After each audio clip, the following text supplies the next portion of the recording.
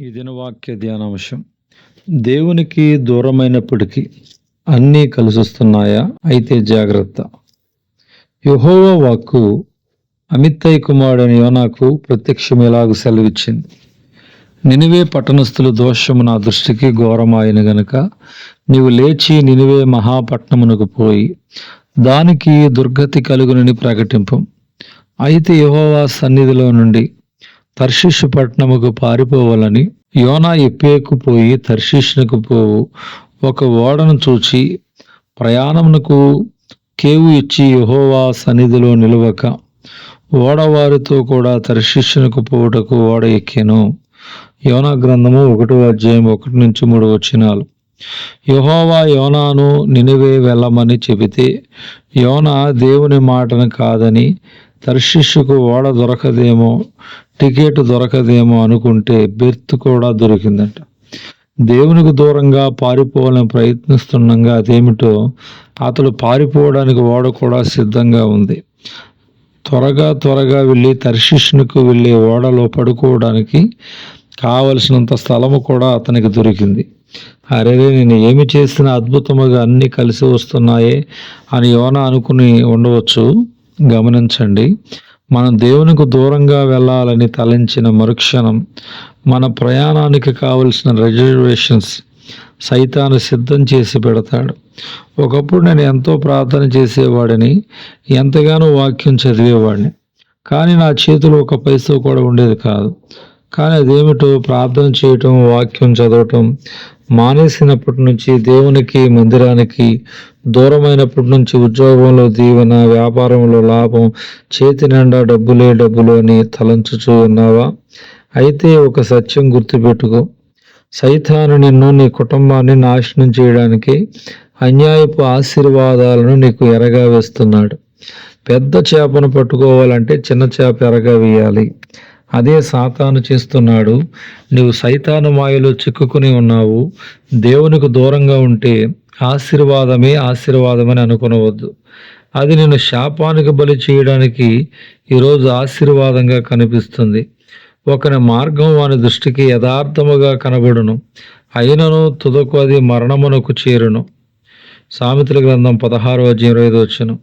Bible సెలవిస్తుంది. కావున అన్యాయపు ఆశీర్వాదాల మాయలో పడి దేవునికి దూరం కావద్దని మనవి చేస్తూ ఉన్నాం.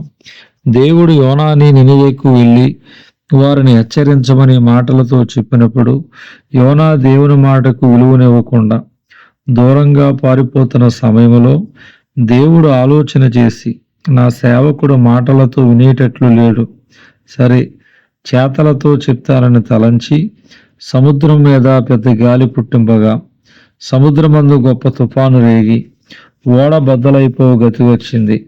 ఓడలో ప్రయాణం చేసేవారు అల్లాడుతూ ప్రాణభయంతో కొట్టుమిట్టాడుతూ ఉన్నారు. దానికి కారణం దేవునికి దూరంగా ప్రయాణం చేస్తున్న ఓ సేవకుడు. భర్తవై ఉన్న నీవు దేవుని చిత్తానికి, వాక్యానికి వ్యతిరేకంగా దేవునికి దూరంగా పరుగులు తీస్తున్నట్లయితే అది నీ కుటుంబానికి శాపంగా మారుతుంది. భార్యవై ఉన్న నీవు జ్ఞానము కలిగిన గుణవతి అయిన స్త్రీ వలె కాపురం చేయని పక్షములో నీ ఇల్లు అటు ఇటు కొట్టబడుతుంది. ఒకవేళ నీవు కలిగి ఉన్న నీ అవిధేయత వలన నీ కుటుంబం అటు ఇటు కొట్టబడుతుంటే, మీ ఇంట్లో అశాంతి, అసమాధానం రాజ్యమేలుతుంటే, ఎందుకని ఈరోజే నీ హృదయాన్ని పరిశీలించుకొని దేవుని క్షమాపణ పొందుకొని నీ కుటుంబాన్ని కట్టుకోకూడదు? నీ వలన నీ కుటుంబం దీవించబడాలి, ఆశీర్వదించబడాలి తప్ప నీవు నీ కుటుంబానికి శాపాన్ని తెచ్చేవానిగా ఉండకూడదు. ఓడ అటు ఇటు కొట్టబడుతున్న సమయంలో అందులో ఉన్న నావికులు భయపడి ప్రతివాడును తన దేవతను ప్రార్థించుచుండెను. కానీ జీవము గల దేవునిని సేవించే ఆత్మీయుడైన ప్రార్థించవలసిన యోనా ప్రార్థించవలసిన సమయంలో ప్రార్థనా జీవితాన్ని సమాధి చేసి ఓడ దిగువ భాగమునకు పోయి పండుకొని గాఢ నిద్రపోయుండెను. ప్రార్థనా జీవితాన్ని కలిగి ఉండని వ్యక్తి దేవునికి దూరం అవుతాడు. దేవునికి దూరం అయ్యే వ్యక్తి ప్రార్థన చేయలేడు. అప్పుడు అన్యుడైన ఓడ నాయకుడు యోనా దగ్గరికి వచ్చి, ఓయి నిద్రపోతా, నీకేమొచ్చింది? లేచి నీ దేవుని ప్రార్థించు, మనము చావకుండా దేవుడు మన యందు కనికరించినేమో అని అంటాడు. ఒక ఆత్మీయుడు లేదా ప్రవక్త ప్రార్థన చేయవలసిన సమయములో ప్రార్థన చేయకపోవడం వలనే కదా ఒక అన్యుడు వచ్చి నిద్రపోతా నీకేమొచ్చింది అని ప్రశ్నిస్తున్నాడు. అయ్యో, ఇది ఎంత సిగ్గుచేటు! యోనా అనుకుని ఉండవచ్చు, దేవునికి వ్యతిరేకముగా వెళ్తున్నా, నాకు అన్నీ కలిసి వస్తున్నాయని. కానీ అది ఎంతో కాలం సాగలేదు.